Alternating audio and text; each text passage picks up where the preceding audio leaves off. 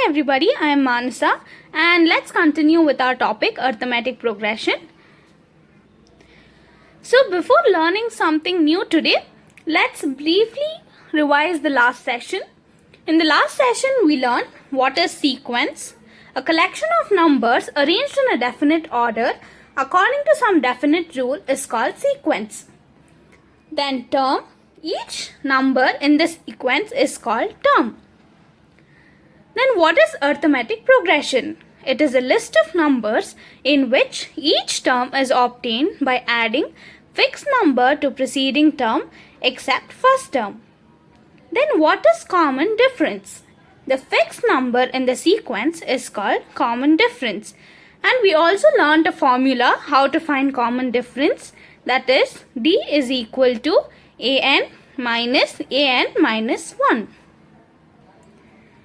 And in this session, to start, this is the general form of an AP.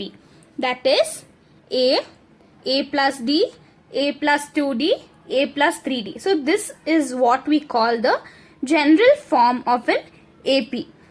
And here A is the first term and D is the common difference. And here we can also write it as, ಇವಾಗ ನಾವಿಲ್ಲಿ A1ನ A ಅಂತ ಕರಿಬೋದು ಮತ್ತು A2ನ A plus D ಅಂತಾನು ಬರ್ಕೋಬೋದು and A3ನ A plus 2D ಅಂತಾನು ಹೇಳ್ಬೋದು. So ಹೀಗೆ sequence follow ಆಗುತ್ತೆ. ನಾವು ಇದನ್ನು general form of an A P ಅಂತ ಕರಿತೀವಿ. ಸೊ ಮತ್ತೆ ನೋಡೋಣ, general form of an A P ಅಂದರೆ A plus D, A plus 2D, A plus 3D, so on. ನಾವು general form of an arithmetic progression ಅಂತ ಕರಿತೀವಿ. ಸೊ ನೆಕ್ಸ್ಟ್, ಅರ್ಥಮೆಟಿಕ್ ಪ್ರೋಗ್ರೆಷನಲ್ಲಿ ಎರಡು ಥರ ಇದೆ, ಅಂದರೆ 2 types, finite arithmetic progression and infinite arithmetic progression. ಇವಾಗ finite arithmetic progression ಅಂದರೆ ಏನು? There are only finite number of terms. Finite ಅಂದರೆ ಏನು ಅಂದರೆ ಅಲ್ಲಿ ಎಷ್ಟು ನಂಬರ್ ಆಫ್ ಟರ್ಮ್ಸ್ ಇದೆ ಅಂತ ನಮಗೆ ಗೊತ್ತು. Means the last term of the sequence is known. ಇವಾಗ ಸಪೋಸ್ ನಾವು ನೋಡಿದ್ರೆ 2, 4, 6, 8 ಆ್ಯಂಡ್ 10 ಈ ಸೀಕ್ವೆನ್ಸಲ್ಲಿ ಇದು ಕಂಟಿನ್ಯೂ ಆಗ್ತಿಲ್ಲ, ಓನ್ಲಿ 5 ಟರ್ಮ್ಸ್. ಅಂದರೆ here last term is 10. So the last term is known and we know the number of terms in the sequence. So that is why we call it as finite arithmetic progression. And when all the numbers or the terms in the sequence are known, we say that the sequence has finite number of terms. Next, infinite arithmetic progression ಅಂದರೆ ಏನು? ಅಲ್ಲಿ infinite number of terms ಇರುತ್ತೆ, ಅಂದರೆ the last term ನಮಗೆ ಗೊತ್ತಿಲ್ಲ. So ಇವಾಗ suppose 1, 2, 3, 4, 5, 6 so on ಅಂತ ಬರೆದಿದ್ರೆ ಇಲ್ಲಿ ಲಾಸ್ಟ್ ಟರ್ಮ್ ನಮಗೆ ಗೊತ್ತಿಲ್ಲ. ಸೊ ಅದು ಇನ್ಫೈನೈಟ್ ನಂಬರ್ ಆಫ್ ಟರ್ಮ್ಸ್ ಆಗುತ್ತೆ. So infinite number of terms ಇದ್ದು ಲಾಸ್ಟ್ ಟರ್ಮ್ ಗೊತ್ತಿಲ್ಲ ಅಂದರೆ ನಾವು ಅದನ್ನು ಇನ್ಫೈನೈಟ್ ಅರ್ಥಮೆಟಿಕ್ ಪ್ರೋಗ್ರೆಷನ್ ಅಂತ ಕರಿತೀವಿ. ಸೊ ಮತ್ತೆ ನೋಡೋಣ, ಅರ್ಥಮೆಟಿಕ್ ಪ್ರೋಗ್ರೆಷನ್ ಅಲ್ಲಿ 2 types, finite arithmetic progression and infinite arithmetic progression. In finite arithmetic progression there are finite number of terms and last term is known. In infinite arithmetic progression, there are infinite number of terms and they do not have a last term. Last term is not known. So after learning so much, now ivaga arithmetic progressions alli let's solve few problems. So first question, the taxi fare after each kilometer when the fare is rupees 15 for the first kilometer and rupees 8 for each additional kilometer. ಇಲ್ಲಿ ಏನು ಹೇಳ್ತಿದ್ದಾರೆ? Taxi fair after each ಕಿಲೋಮೀಟರಲ್ಲಿ ನಾವು ಇವಾಗ arithmetic progression ನೋಡ್ತಿದ್ವಿ. ಅಂದರೆ fair is rupees 15 for first kilometre. ಅಂದರೆ fare.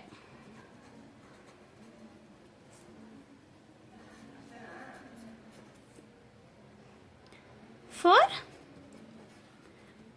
first kilometer ಎಷ್ಟಿದೆ ₹15. ಅಂದರೆ ಇದು ಏನಾಗುತ್ತೆ, ಫಸ್ಟ್ ಟರ್ಮ್ ಆಗುತ್ತೆ is equal to A. Next and ₹8 for each additional kilometre.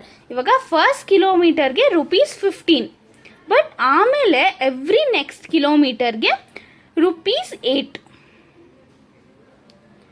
So ಇವಾಗ ಏನಾಗುತ್ತೆ, ಸಪೋಸ್ 2 ಕಿಲೋಮೀಟರ್ಸ್ಗೆ ಎಷ್ಟಾಗುತ್ತೆ, ಪ್ರತಿ ಅಡಿಷ್ನಲ್ ಕಿಲೋಮೀಟರ್ಗೆ ₹8 ಅಂದರೆ ₹15 ಪ್ಲಸ್ ₹8 ಎಷ್ಟಾಯಿತು, ₹23. ನೆಕ್ಸ್ಟ್ 3 ಕಿಲೋಮೀಟರ್ಸ್ಗೆ ಎಷ್ಟಾಯಿತು, ₹23 ಪ್ಲಸ್ ₹8, ಯಾಕಂದರೆ ಪ್ರತಿ ಅಡಿಷ್ನಲ್ ಕಿಲೋಮೀಟರ್ಗೆ ₹8, ಅದರಿಂದ ₹31 ಆಗುತ್ತೆ.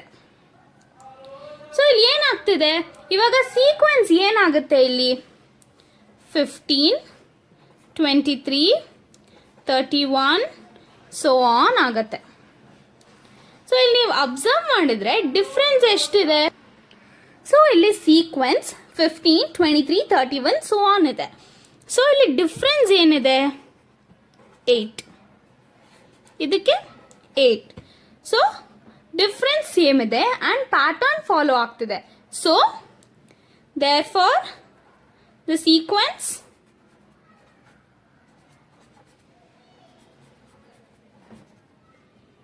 is an arithmetic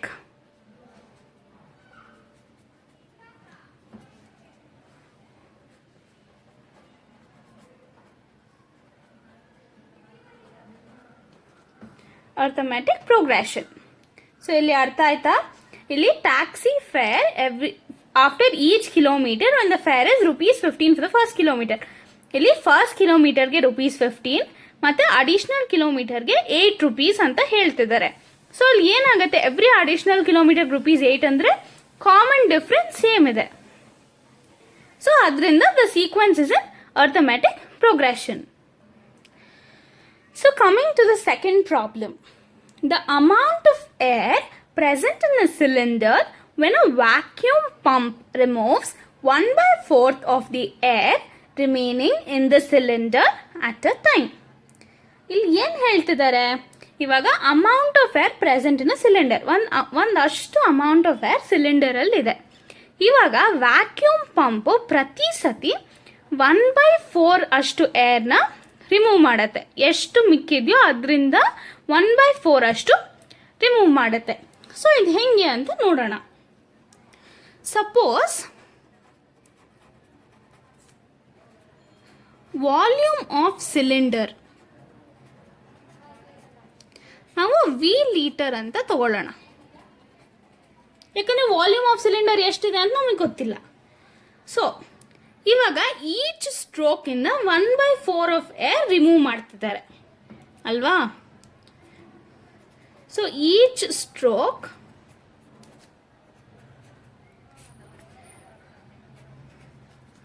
(1/4) of air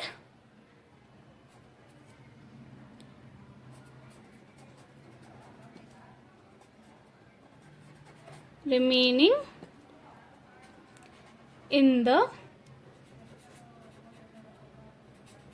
cylinder is removed. So ಇವಾಗ ಫಸ್ಟ್ ಟೈಮ್, ಇವಾಗ ಸಪೋಸ್ ಇವಾಗ ಲೈಕ್ 1 ಹೋಲ್ ಅಂತ ತಗೊಳ್ಳೋಣ ವಾಲ್ಯೂಮ್ನ. ಸೊ ಏನಾಗತ್ತೆ, ಸೊ 1/4 ಆಫ್ 1 ತೆಗೆದ್ರೆ, ಸೊ ಇವಾಗ 1/4 ತೆಗೆದ್ರೆ ಇನ್ನೆಷ್ಟು ಮಿಕ್ಕಿರತ್ತೆ, 1 - 1/4 ಎಷ್ಟಾಯಿತು, 3/4 ಆಯಿತು. ಇವಾಗ ಸೇಮ್, ಇವಾಗ ಮಿಕ್ಕಿದ್ದೆಷ್ಟು 3/4. ಸೊ ಈ 3/4 ಅಲ್ಲಿ 1/4 ತೆಗೆದ್ರೆ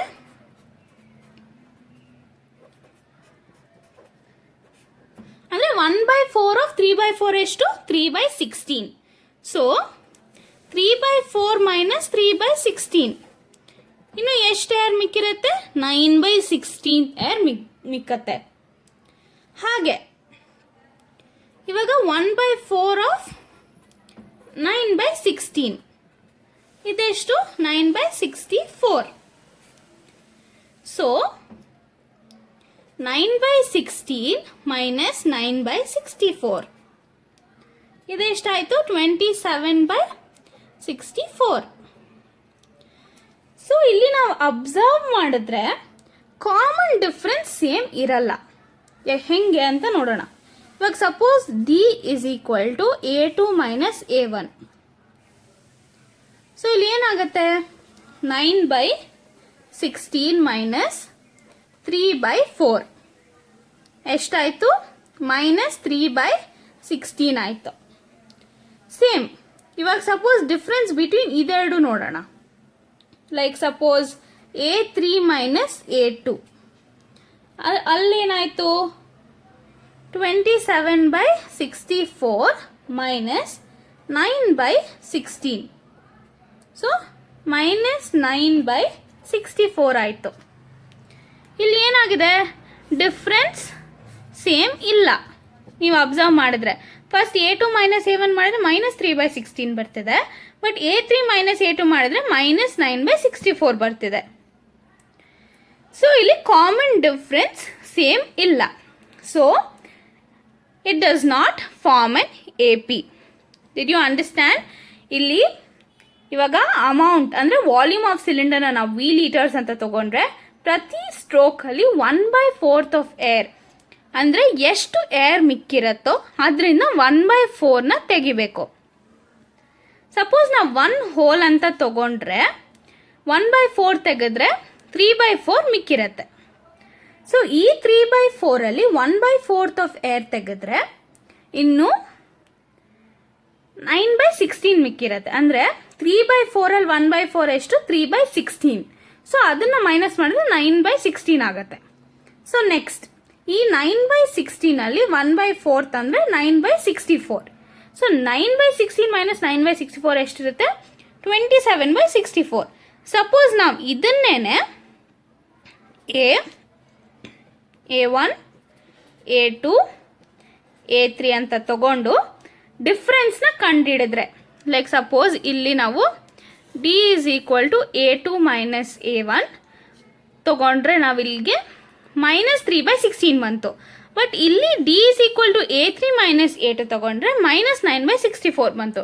so common difference is not similar. ಇಲ್ಲಿ ಪ್ಯಾಟರ್ನ್ ಫಾಲೋ ಆಗ್ತಿಲ್ಲ. So this sequence is not an arithmetic progression. So next, write first 4 terms of arithmetic progression when the first term A and common difference D are given as follows.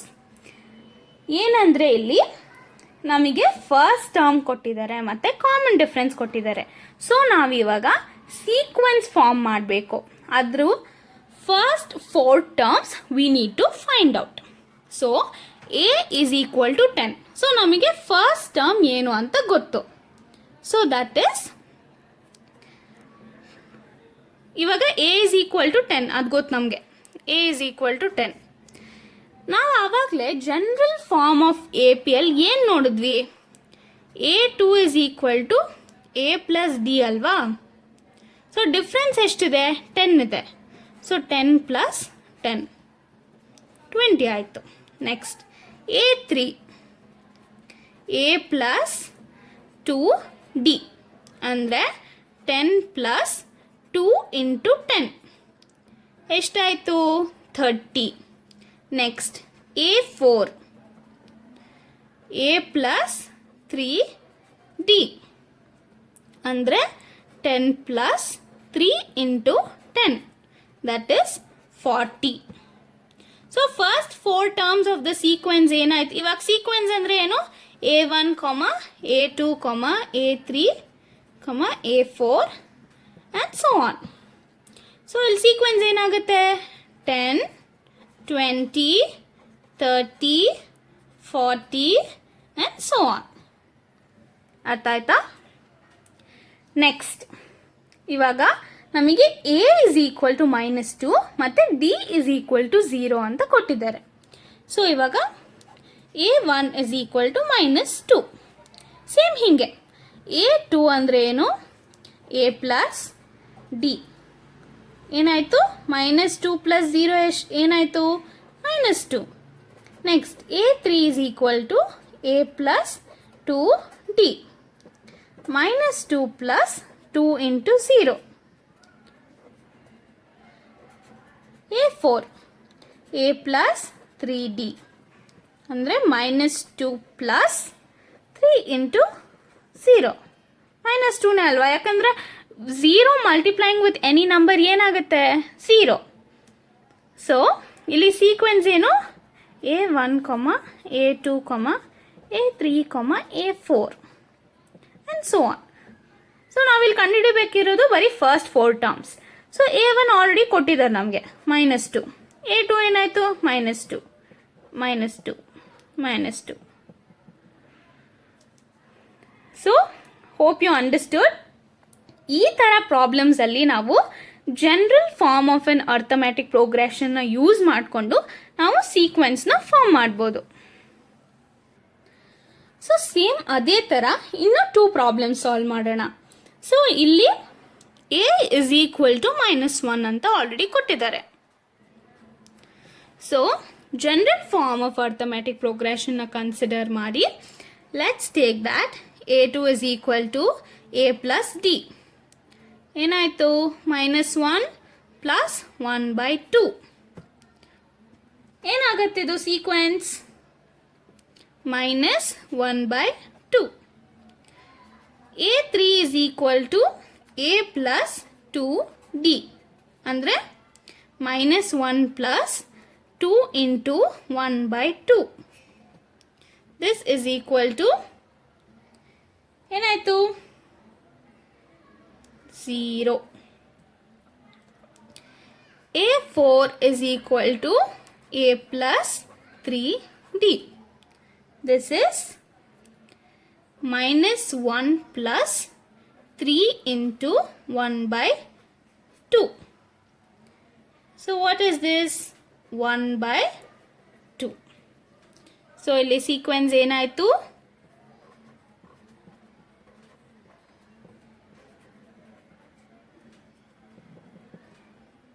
-1, -1/2, 0, 1/2 and so on. Next, ಇಲ್ಲಿ a is equal to -1.25 and difference is equal to -0.25. ಇದನ್ನ without using general form of AP ಬರೀ common difference add ಮಾಡ್ಕೊಂಡು ಹೋಗೋದ್ರಿಂದನೂ ಇದನ್ನು solve ಮಾಡ್ಬೋದು. ಹೇಗೆ? a is equal to -1.25 ಅಲ್ವಾ? So ಇವಾಗ a2 ಏನಾಗುತ್ತೆ? ಸೊ ಕಾಮನ್ ಡಿಫ್ರೆನ್ಸ್ನ ಆ್ಯಡ್ ಮಾಡ್ಕೊಂಡು ಹೋಗ್ಬೋದು. ಲೈಕ್ -1.25 ಪ್ಲಸ್ -0.25 ಏನಾಯ್ತು ಅವಾಗ? ಪ್ಲಸ್ ಮೈನಸ್ ಏನಾಯಿತು? ಮೈನಸ್ ಆಯಿತು. So you will get -1.50. ಇವಾಗ a3ನ ನಾವು a2 ಪ್ಲಸ್ ಡಿ ಅಂತ ಬರ್ಕೋಬೋದಲ್ವಾ? ಸೊ -1.50 ಪ್ಲಸ್ -0.25 ಏನಾಯಿತು? -1.75. a4ನ ನಾವು a3 ಪ್ಲಸ್ ಡಿ ಅಂತ ಬರ್ಕೋಬೋದು. ಸೊ -1.75 ಪ್ಲಸ್ -0.25 ಏನಾಯಿತು? -2. ಸೊ ಸೀಕ್ವೆನ್ಸ್ ಏನಾಗುತ್ತೆ?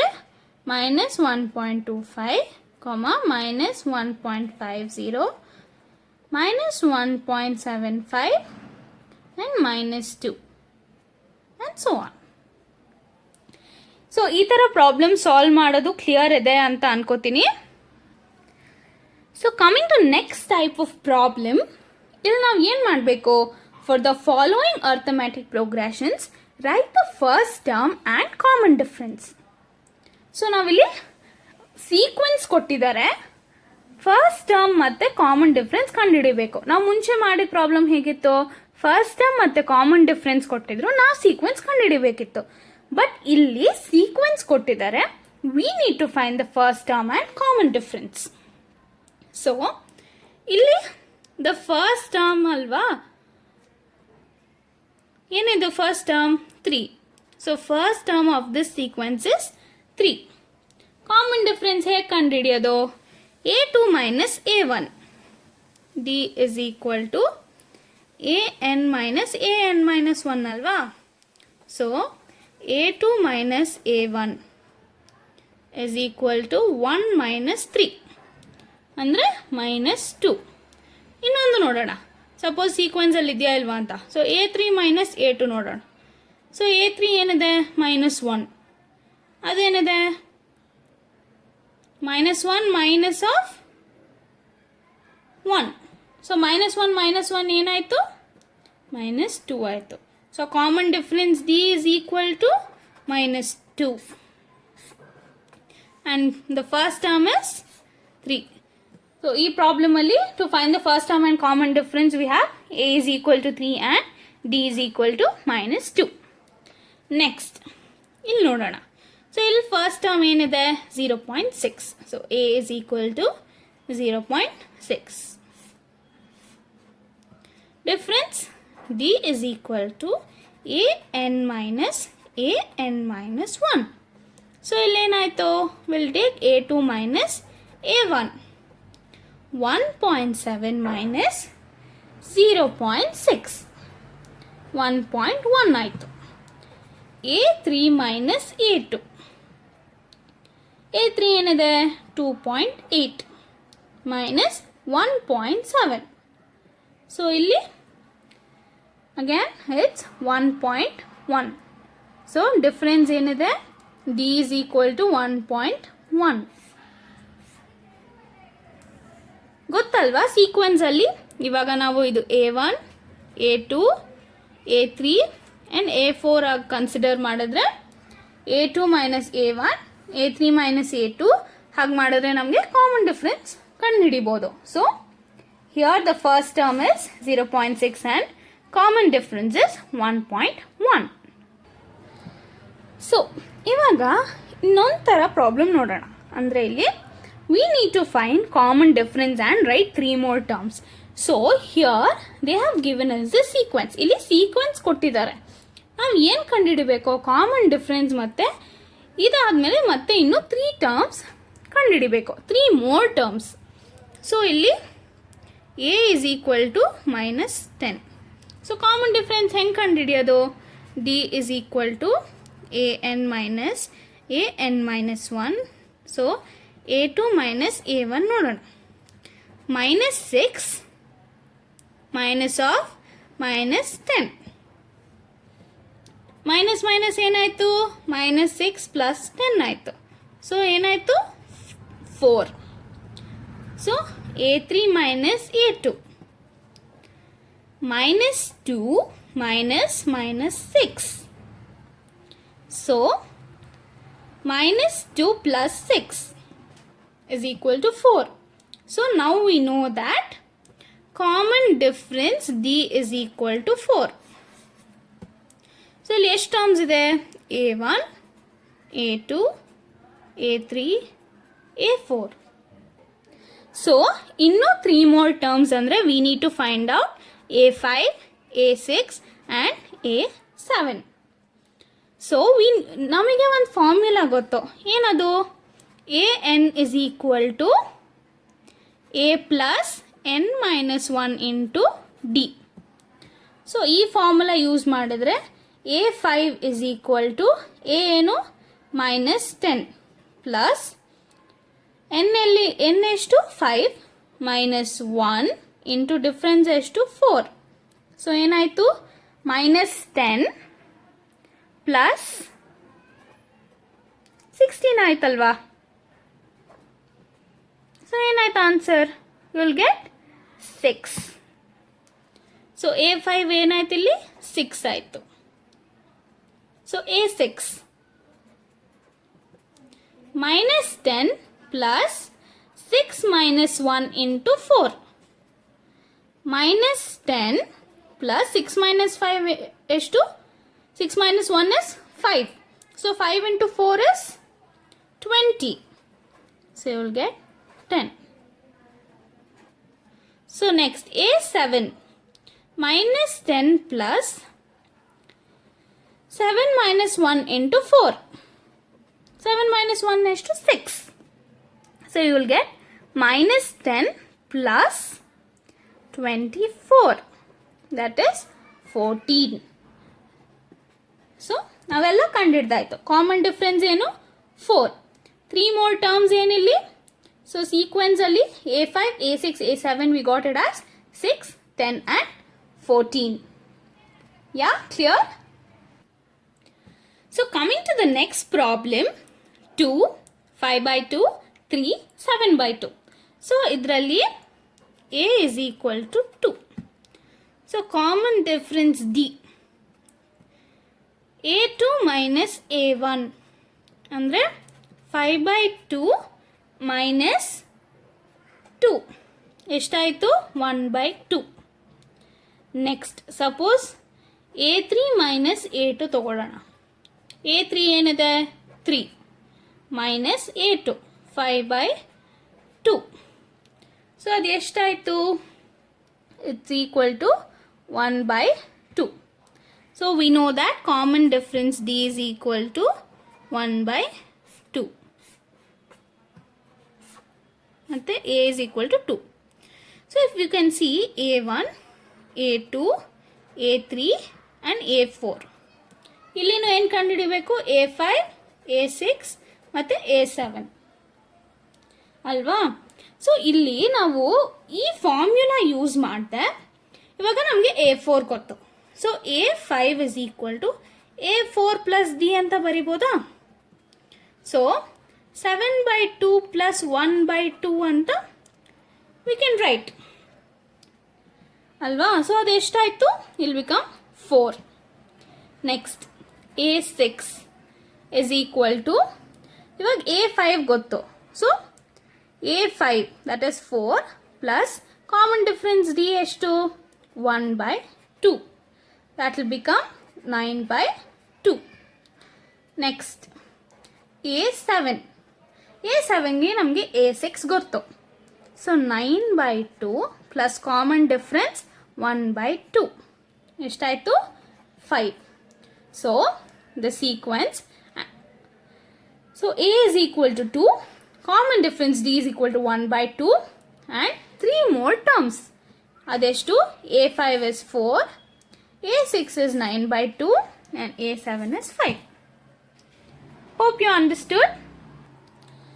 ಸೊ ಅದೇ ಥರ ಇನ್ನು 2 ಪ್ರಾಬ್ಲಮ್ಸ್ ಸಾಲ್ವ್ ಮಾಡೋಣ. ಅಂದರೆ ಇಲ್ಲಿ ಓಕೆ ಫಸ್ಟ್ ಸೀಕ್ವೆನ್ಸ್ ಏನಿದೆ 3 plus root 2, 3 plus 2 root 2, 3 plus 3 root 2. So ಇಲ್ಲಿ A ಏನಿದೆ 3. Common difference D is equal to A2 minus A1 ತಗೊಳ್ಳೋಣ. So 3 plus root 2 minus 3. So ಏನಾಗುತ್ತೆ? 3 minus 3 0 ಆಯಿತು. So difference is root 2. ಇನ್ನೊಂದು ತಗೊಳ್ಳೋಣ. A3 minus A2 that is 3 plus 2 root 2 minus 3 plus root 2. So ಇಲ್ಲಿ ಏನಾಗುತ್ತೆ? 2 root 2 minus root 2. So again difference is root 2. ಹೇಗೆ? Plus 3 minus 3 cancel ಆಗುತ್ತೆ. 2 root 2 minus root 2 ಏನಾಗುತ್ತೆ? root 2. So common difference D is equal to root 2. Understood? So next ಇಲ್ಲಿ A1, A2, A3, A4 ಕೊಟ್ಟಿದ್ದಾರೆ. Okay, let me write. A2, A3, A4. ನಾವೇನು ಕಂಡುಹಿಡಬೇಕು? A5, A6 and A7. So A4 is equal to A3 plus D. ಹಿಂಗೆ ಬರ್ಕೋಬೋದಲ್ವ ನಾವು. So ಏನಾಗುತ್ತದು, A3 ಏನು, ಸಾರಿ A4 ನಮ್ಗೆ already ಗೊತ್ತು. So A5 is equal to A4 plus d, ಅಂದರೆ 3 plus 3 root 2, difference ಏನು plus root 2. So ಏನಾಯ್ತಿದು 3 plus 4 root 2.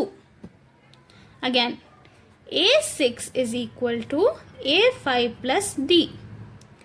3 plus 4 root 2 plus root 2. ಏನಾಯಿತು 3 plus 5 root 2. Then A7 is equal to A6 plus D. ಇವಾಗ A6 ನಮಗೆ ಗೊತ್ತು, that is 3 plus 5 root 2 plus root 2.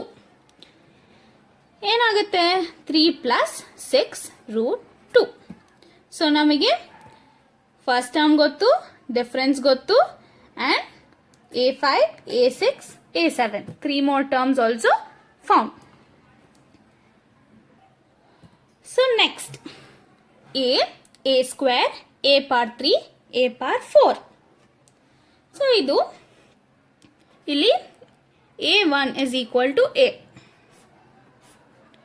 So common difference D is equal to A2 minus A1 is equal to A square minus A.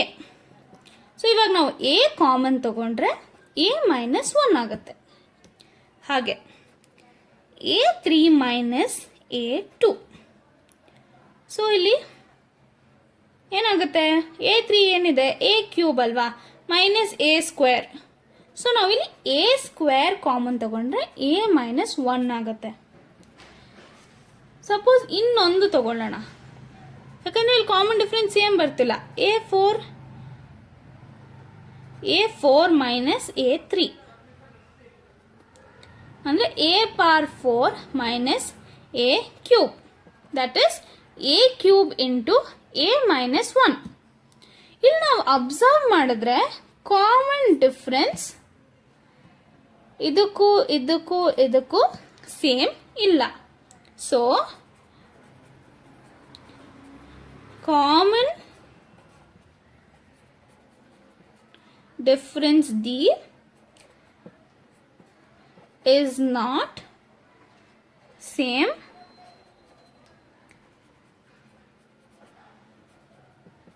every time.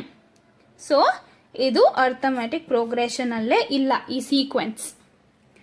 So hope all kinds of problems to solve are clear.